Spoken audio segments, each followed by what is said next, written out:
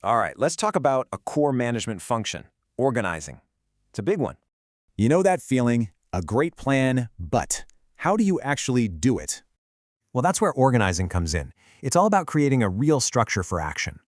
Think of it as the bridge that takes you from your awesome plan to actually getting stuff done. So how do they pull this off? It really just boils down to 3 key activities. First, you divide the work. This lets people get really good at their one specific job. Next, you group similar jobs together.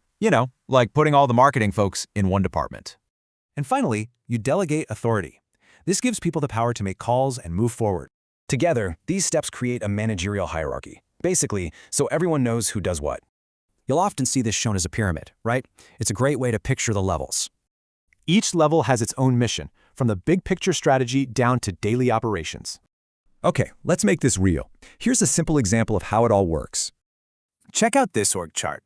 See how it's broken down by VPs? That's departmentalization. You can literally see how a goal flows down from the top, with authority passed along the way. So here's the bottom line. Organizing creates the entire framework a company needs to win. Which leaves us with a pretty important question. What happens when that structure is a mess?